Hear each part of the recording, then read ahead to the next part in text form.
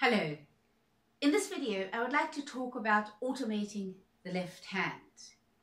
This is very important for playing the violin well, because violin playing is at least 80% the bow. This means that we need at least 80% of our concentration for what we are doing with the bow, because the bow makes the sound. That leaves at the most 20% of our concentration for what we are doing with our left hand. And as we all know, when we're doing something which is new, difficult, challenging for the left hand, we need all our concentration, or most of our concentration, for the left hand, which is why it usually doesn't sound very good when we're doing something new and challenging for the left hand. And we also have to do it very slowly. So in general, the more we can automate what we're doing with the left hand, the more we can concentrate on what we are doing with the bow, and the better the sound will be that we produce.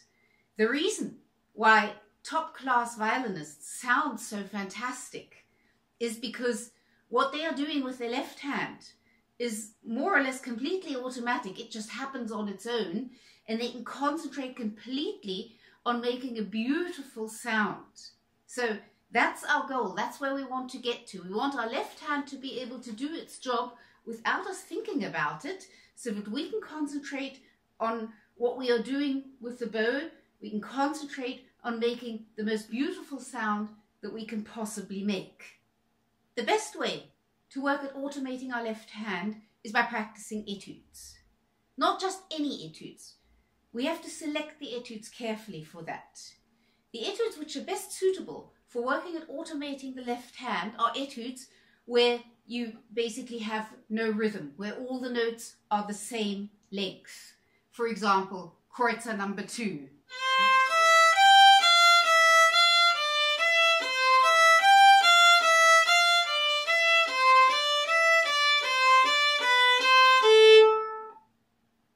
Another good example is Wohlfahrt number 1.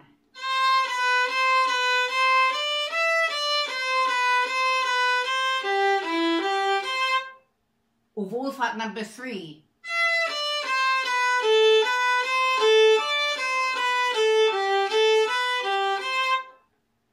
All etudes, they're usually notated in 16th notes or in 8th notes. All etudes where all the notes are the same length are suitable for working at automating the left hand. Now for this video, I selected Wohlfahrt number 1 to demonstrate on how we go about automating the left hand. First of all, obviously, of course, we have to learn the notes of the etude. So here we are concentrating completely on the left hand. That's why we play it slowly, and we concentrate on learning the notes of the etude.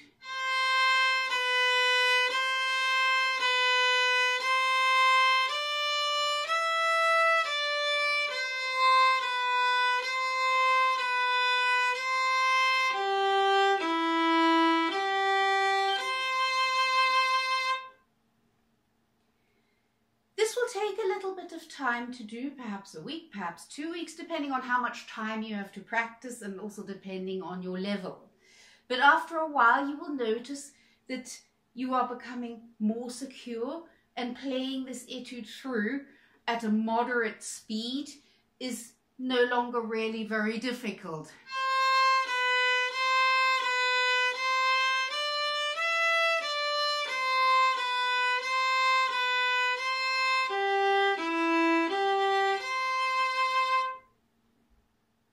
When you've reached the stage where you can play this etude through, it doesn't matter if you make 1 or 2 mistakes somewhere. It's a matter of feeling that this is no longer a big challenge. You can play the etude through at a moderate speed. You're relaxed when you play it, and you know that you will get through it. Never mind 1 or 2 mistakes. That's not what this is about. It's more about feeling on top of this etude. It's no longer a huge challenge.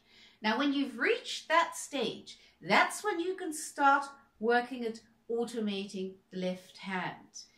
One way of doing this is for example, to start counting out loud as you play.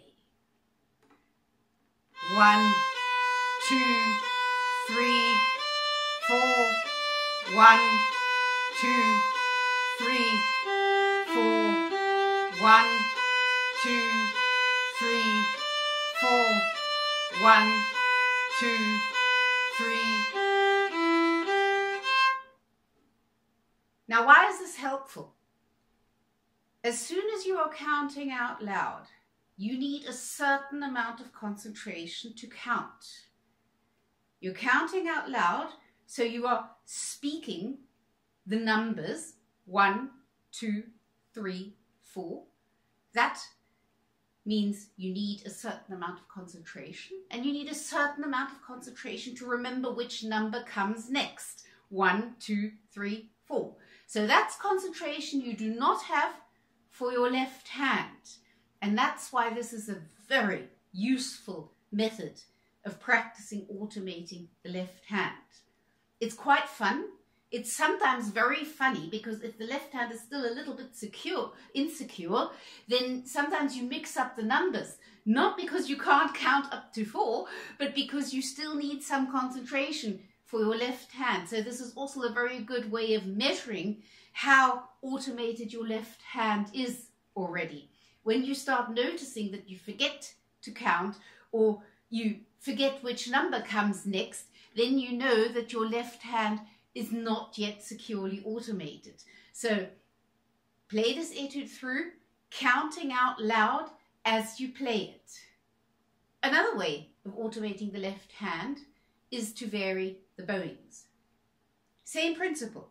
As soon as you are starting to vary the bowings, you need a certain amount of concentration for those bowings, and that's concentration you don't have for the left hand. So what we're doing is we're taking concentration away from the left hand and putting it onto something else, either counting out loud or varying the bowings, and that automates the left hand. So you can vary the bowings. For example, you can slur the first 2 notes of each group of 4 together.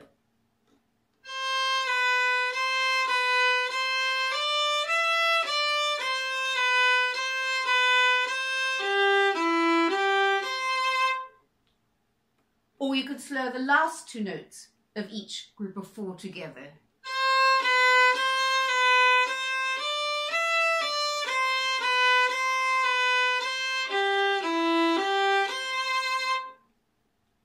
This is the reason why etudes like Wohlfahrt number 1 or Kreutzer number 2 always have so many bowing variations. That's not just to learn bow technique. It's to automate the left hand.